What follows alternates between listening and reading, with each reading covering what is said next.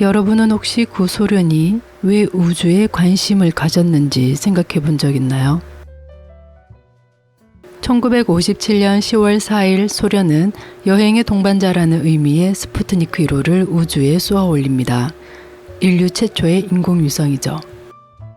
이를 계기로 우주시대가 열리고 소련과 미국과의 우주전쟁이 시작됩니다.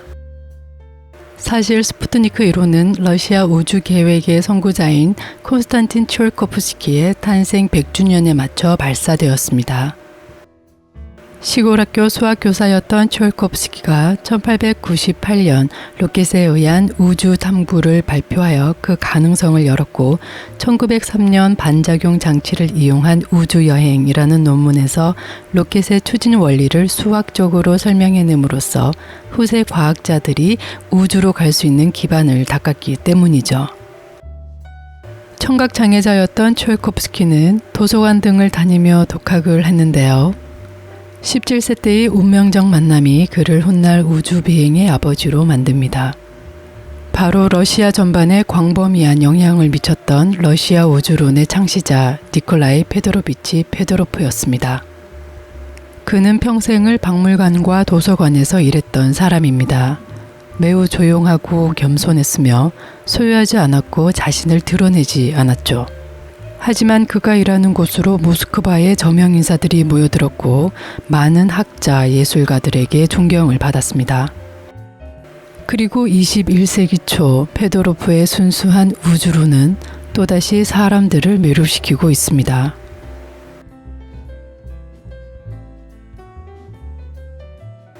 안톤 비도쿨의 작품은 모두 3부작으로 구성되어 있습니다.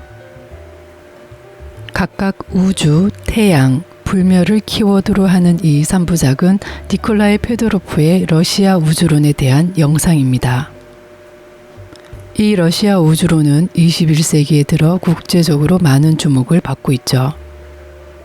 이 작품의 작가인 안톤 비도쿨은 1965년 모스크바 태생으로 뉴욕 베들린을 중심으로 활동하는 작가이자 기획자 그리고 이플럭스의 편집장이기도 합니다.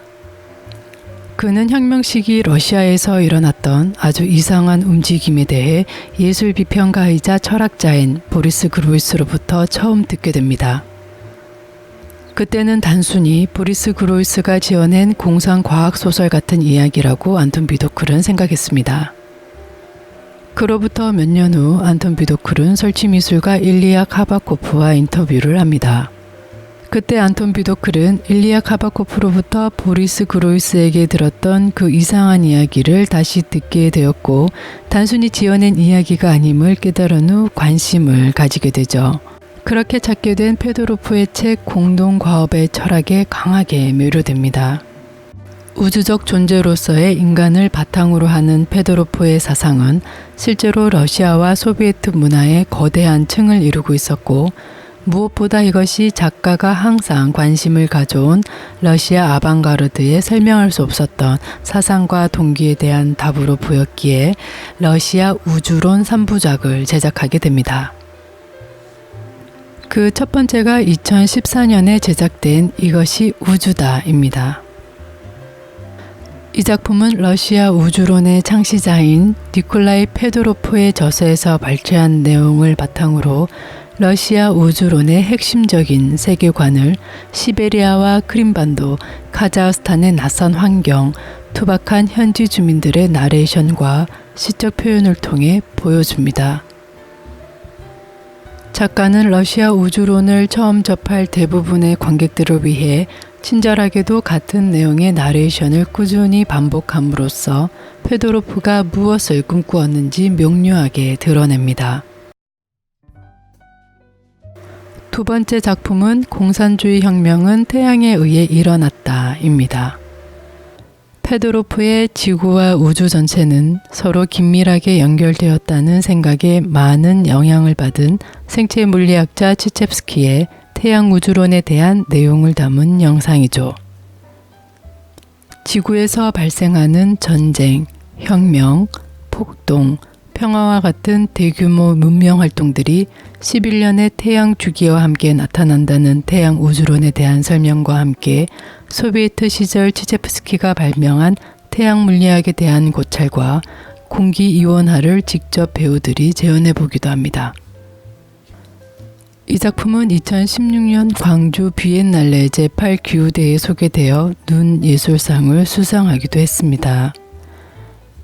당시 외국 관람객들의 관심을 많이 받았던 작품이기도 하죠. 이 시리즈의 마지막 작품인 모두를 위한 부활과 불멸은 페도로프의 러시아 우주론에서 중요한 핵심 개념인 부활의 장소로서의 박물관에 대한 내용을 담고 있습니다.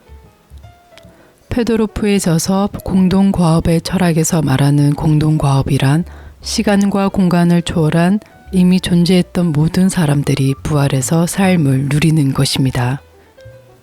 그 과업을 이루기 위해서는 세상의 모든 기술이 국가나 정치, 자본이 아닌 오직 인간의 부활과 불멸을 위해서만 존재해야 되며 그 기술의 수준 또한 극단화시켜야 합니다. 지구상의 모든 사람들을 위해 기술로서 자연과 생명을 통제할 수 있을 때 어느 누구도 역사 속의 희생자가 되지 않고 온전히 자기 삶을 누릴 수 있습니다. 온 인류가 하나의 공통된 과업을 달성하기 위해서는 모두 형제로 뭉쳐야 합니다. 이 과업을 이루기 위한 모든 노력들, 기술들은 예술입니다. 페도로프는 예술이란 인간의 삶의 욕구를 실현하는 과정, 세계와 관계 맺는 방식에서 비롯되었고 죽은 자들의 매장을 통해 부활과 불멸을 기원하면서부터 시작되었다고 믿었기 때문이죠.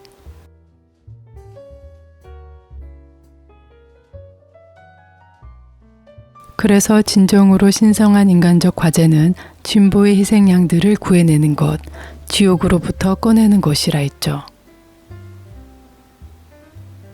결과적으로 지난 과거를 보존하고 새롭게 살려내는 일을 하는 공간인 박물관이 매우 중요한 가치를 지니게 됩니다. 그리고 부활한 모든 인류의 터전을 위해 인간은 우주로 나아가야 한다는 것이 니콜라이 페도로프의 러시아 우주론입니다.